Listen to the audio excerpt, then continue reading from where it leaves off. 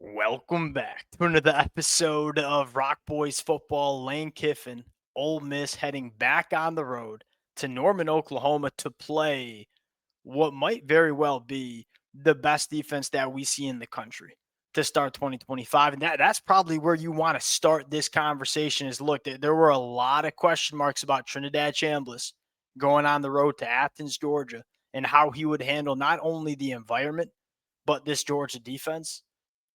Passed it with flying colors. I mean, this kid continues to answer the bell every single week.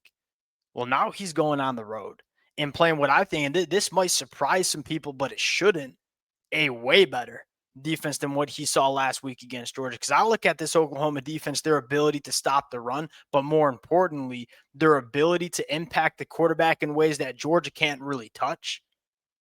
There's another test that Trinidad Chambliss has to go on the road and go pass against, I mean, let's just say it how it is, the best defensive play caller that we see in the sport with absolute weapons in the front seven. You talk about college football playoff implications, you are going to see it Saturday afternoon in Norman, Oklahoma. Fired up to get into it. Before we do, and as always, Ole Miss fans, Oklahoma fans, hey, let her rip in the comments section. This one's going to be fun. There's a lot of fun matchups I want to get into. Appreciate you guys. If y'all do enjoy the content, consider subscribing to the channel. Without further ado, let's get into it. Now, let's start with this Ole Miss offense that, I mean, they score 5 consecutive touchdowns to start the game against Georgia. I mean, Trinidad Chambliss came out and he was damn near perfect. And that Georgia defense did not have an answer for this Ole Miss offense until late into the fourth quarter. Can you go do it on the road against Oklahoma? And here's the two conversations that I want to have is number one, Oklahoma's ability to stop the run. Giving up 2.3 yards per carry. This has been a really good part of this Ole Miss offense. A part of Ole Miss that they didn't totally have in 2024 is that ability to lean on the run game. Not only with Trinidad Chambliss, but a really good running back in Kwan Lacey. Number one, can they go out there and run the football effectively? That's to be determined because if they can't, and they have to ask Trinidad Chambliss to drop back and throw the football 40 plus times in this game, I would be concerned if I'm an Ole Miss fan. This is by far the best pass rush unit this Ole Miss offensive line has seen. This is the best pass rush unit that Trinidad Chambliss has seen. I look at Oklahoma, say they're sacking the quarterback 14% of the time, number one in the country. They have guys that can win in the pass rush all over that defensive line, whether it's Grayson Halton, David Stone, Jaden Jackson on the inside, whether it's R. Mason Thomas coming off the edge. What does this Ole Miss offensive line look like in pass protection? How does Trinidad Chambliss handle not only the pass rush, but the blitz packages that Brent Venables is going to throw at this kid on the road with communication being hard to have? That's probably where I want to start because, and I'm not trying to take anything away from Trinidad Chambliss and that Ole Miss offense because they diced up Georgia for 3 quarters. This Oklahoma defense is another beast. And I know it's crazy that we're saying that, but it's like this Georgia defense just hasn't been all that good to start 2025. And this Oklahoma defense has been damn near elite.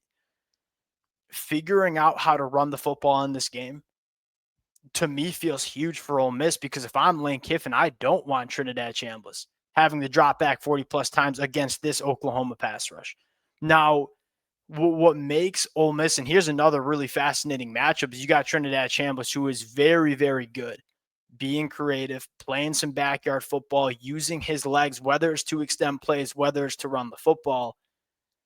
I mean, going up against the second level of this Oklahoma defense, they fly around, man. I mean, whether it's Kobe McKenzie, whether it's Kip Lewis, whether it's Kendall Daniels, this is an Oklahoma linebacker room that has a tremendous amount of athleticism and team speed. And so how do you deal with Trinidad Chambliss in the run game? You got to have linebackers that can run, chase, and tackle. And I think Oklahoma has those kind of linebackers. Now, what makes Ole Miss's offense what I think better than was last year, and I'll go out and say it, I think this Ole Miss offense, this version of Ole Miss offense, I think it's better than what we saw with Jackson Dart and Trey Harris last year. Why? They're just way more multidimensional. Like last year, it felt like it was Jackson Dart throwing go balls to Trey Harris, and if that didn't work, I mean This Ole Miss offense it struggled to be productive. I'm looking at it this year and say they got 6 guys that have over 20 plus targets on the year. They have some talented wide receivers. They also have a stud tight end in Daquan Wright, who was on the team last year, but is getting a little bit more featured in this version of the Ole Miss offense. Kawan Lacey can catch the football out of the backfield. Ole Miss's ability to be multidimensional and attack you in a lot of different ways, whether it's running the football, whether it's including Trinidad Chambliss in the run game, attacking you with a multitude of different pass catchers that have different skill sets. That is the big challenge that you have facing Ole Miss. And at the end of the day, this is an elite chess match. You know, Lane Kiffin, one of the best in the country calling offensive plays, going up against Brent Venables, who's the best play caller in the country on the defensive side of the football. How does Trinidad Chambliss and Lane Kiffin find answers on the road against a dominant Oklahoma defense? Probably the biggest storyline in this game, because you make no mistake about it, that's the side of the ball that Ole Miss leans on to win. That's the side of the ball that Oklahoma leans on to win. Now you flip the sides here. This is a big deal if you're an Oklahoma fan. You kind of had a feeling that Oklahoma would go on the road and beat South Carolina, just because I don't think South Carolina had a chance of really scoring over 10 points in that football game. My concern, if I was an Oklahoma fan, was, can Oklahoma go on the road and run the football and keep this pass rush at bay? That's what they did. I mean, ran the football Saturday afternoon against South Carolina to a tune of $171. Torrey Blaylock, Xavier Robinson, both averaging over 5 yards per carry. That's been the bugaboo for Oklahoma. That was the one sticking point that I have of really buying stock in Oklahoma, was their inability to run the football early in 2025. They showed that ability against South Carolina. Can they go replicate it against Ole Miss? And this is an Ole Miss defense that couldn't stop the run to save their life against Georgia last week. If Oklahoma can go back-to-back games of establishing the run, it's a huge storyline, not only for winning this football game against Ole Miss, it's a massive storyline for the Oklahoma Sooners going forward in 2025. If this team finds a run game, I mean, forget college football playoff team. You might be looking at a national championship contender, because that's the missing piece. I mean, John Mateer did not light it up against South Carolina, but I thought he looked sharp.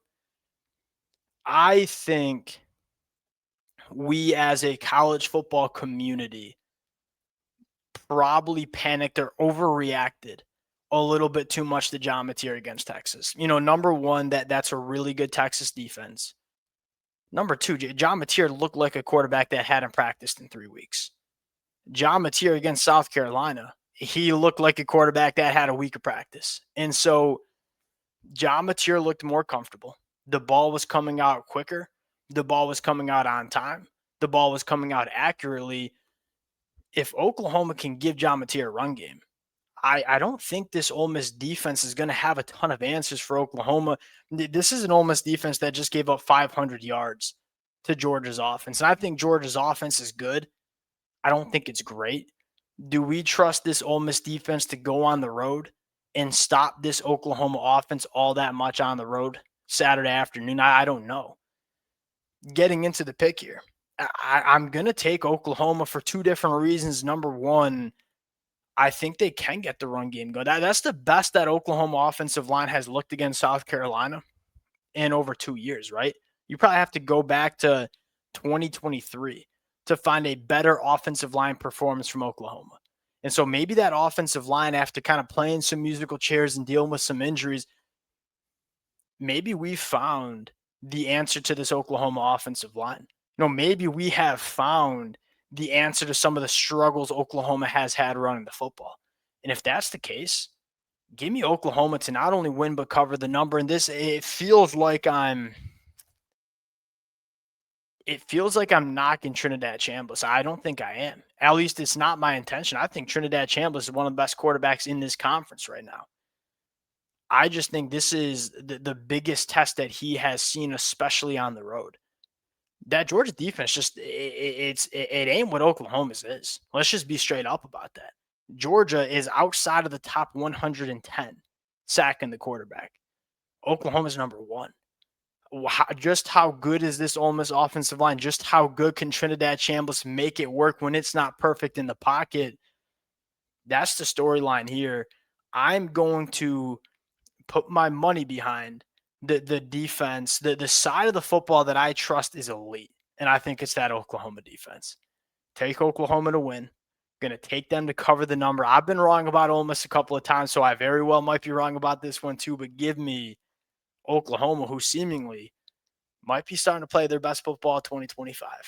Appreciate you guys. If y'all do enjoy the content, consider subscribing to the channel, and we'll talk to y'all later. Peace.